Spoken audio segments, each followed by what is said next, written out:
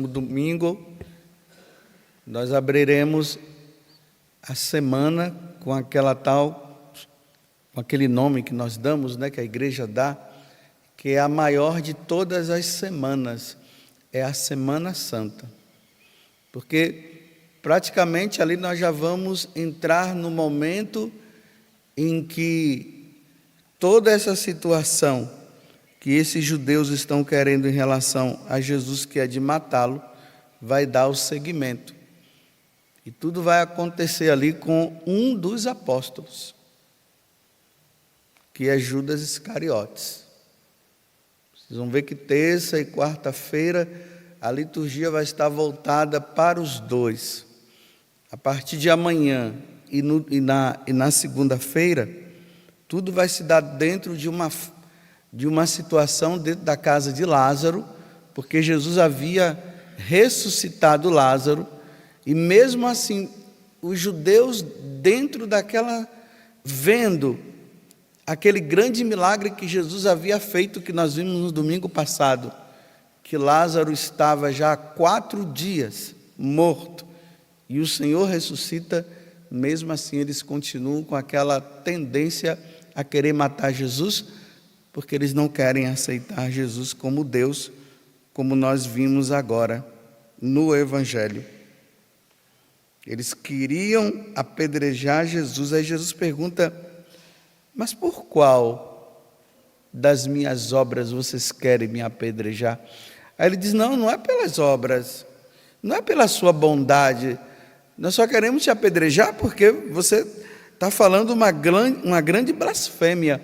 Você, sendo homem, te fazes Deus. Você, sendo homem, te fazes Deus. Realmente, quando Jesus ele se encarna no seio da Virgem Maria, ele, sendo Deus, ele se torna homem. Então Jesus agora, ele é verdadeiramente homem e ele é verdadeiramente Deus. Tanto que lá no céu, depois da ressurreição, quando Jesus retorna, ele está lá em corpo também. Está em corpo e está na sua divindade. Só que essa questão, ela se tornou um grande problema no decorrer da igreja. Aceitar a humanidade de Jesus não foi fácil. Muitas heresias foram surgindo no decorrer da história da igreja. Muitos não quiseram aceitar Jesus como homem. Só queriam aceitá-lo como Deus. Mas, na verdade, nós precisamos aceitá-lo tanto sendo homem, como sendo Deus, porque ele é verdadeiramente homem e ele é verdadeiramente Deus. Mas quero continuar com essa questão. Vocês veem que desde terça-feira, não essa, a terça-feira passada, a perseguição, ela continua. Não é simplesmente uma perseguição simplesmente psicológica. É uma perseguição que se depara ali. Eles estão querendo matar Jesus. Jesus, ele só tinha 2 alternativas, como eu já falei aqui para vocês. Ou ele esmurece diante da verdade, ou ele continua na verdade e vai ter como recompensa a morte. Ou ele se esquiva, foge, e ele, no fundo, ele acaba se livrando de ser morto, ou ele continua firme e dizendo: eu sou filho de Deus, e assume as consequências. Ele foi até o final. Ele assumiu, ele optou pela verdade. E como recompensa, ele recebeu a morte. Sexta-feira próxima nós vamos comemorar isso. Uma morte que gerou fruto de salvação para todos nós. E mais uma vez, eu pergunto para vocês que estão aqui dentro desse santuário: você quer se unir à paixão de nosso Senhor Jesus Cristo, aos sofrimentos de Jesus, independente do que possa acontecer com você? Porque Jesus é o caminho, Ele é a verdade e Ele é a vida. Ninguém se salva se não for por meio de Jesus Cristo. Só que a verdade de Jesus Cristo, ela gera consequências. Eu sei que hoje nós vivemos um cristianismo muito do oba-oba, né? Do glória, glória, aleluia. Aquele cristianismo dos testemunhos que se conta por aí. Eu era assim, agora eu não sou mais. Deus me deu isso num momento de muita dificuldade na minha vida. Eu nem queria saber de Deus, mas eu abri meu coração, então Deus resolveu meu problema. Aí todo mundo bate palmas e aquela maravilha toda. E eu não estou descartando isso. Mas eu estou perguntando você acredita que realmente Jesus, Ele é o Filho de Deus? E você está disposto às consequências de tudo isso no mundo paganizado?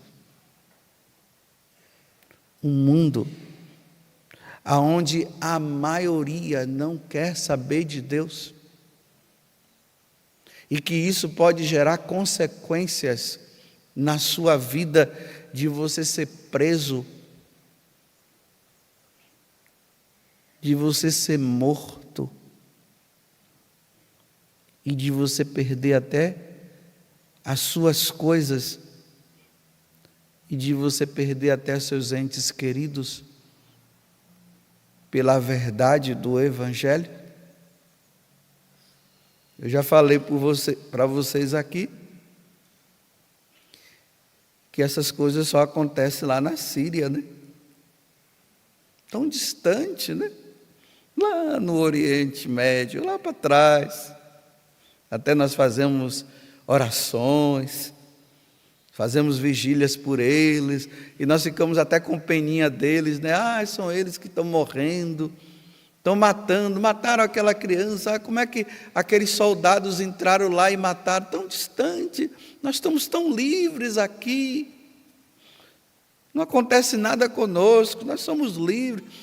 Como eu já disse, alguma perseguiçãozinha que surge aí, né? Porque você é da igreja e não entendem vocês, mas não é aquela coisa toda ao ponto de dar a própria vida. Mas quem é que está livre disso aqui? Ninguém.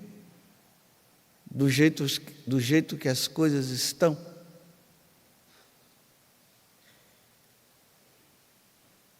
Você tem disposição de viver essa verdade do Evangelho que sufoca, essa verdade que não facilita a nossa vida, uma verdade do Evangelho que só atrapalha, a verdade do Evangelho que faz criar inimizades, como Jesus disse, que Ele não veio trazer paz, mas Ele veio trazer guerra, que pai vai ficar contra filho, filho vai ficar contra pai, e parente contra parente, e amigo contra amigo. E as pessoas vão te colocando de lado, porque você diz que essa é a verdade, e as pessoas dizem que não é bem assim,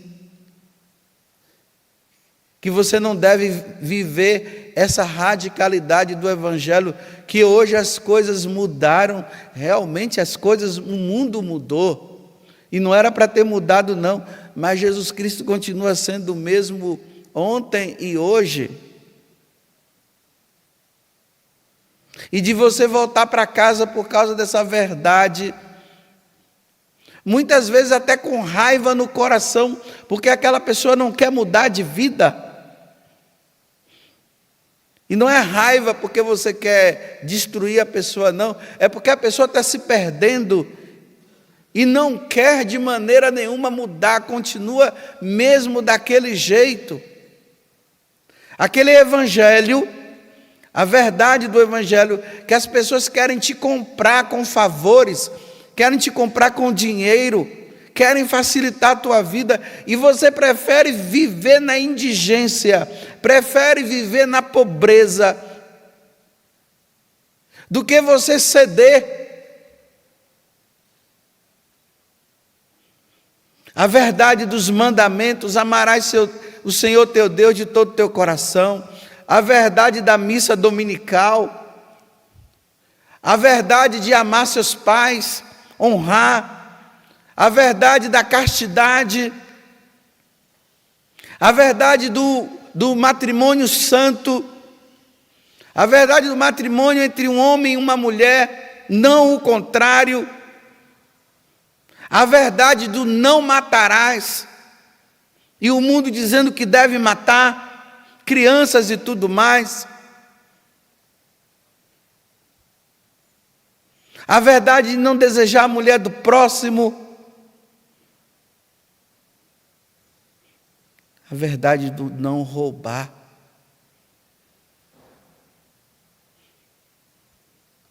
E o seu patrão rouba, e você tem condições de roubar também, e você diz não.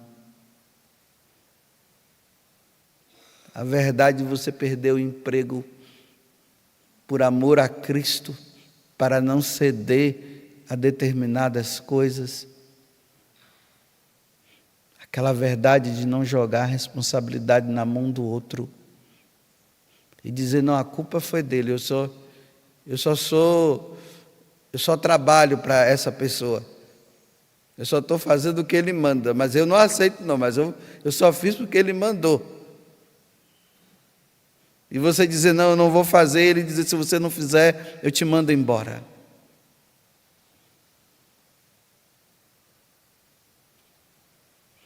Tá bom, não vou falar mais nada. Seguir Jesus Cristo não é fácil. Eu sei que ainda tem muita gente do oba-oba, do Jesus que facilita e do Jesus que faz a minha vontade. Mas vai chegar um momento que Jesus vai exigir de você e de mim também a verdade.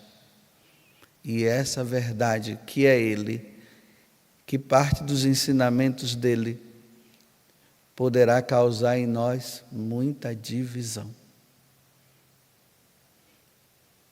Mas que Deus nos dê a graça, junto com Nossa Senhora das Dores, que também sofreu aos pés da cruz, que nós encaremos a verdade do Evangelho até o fim, e se for preciso dar a vida, que nós demos a vida, se for necessário, se assim Deus exigir de nós.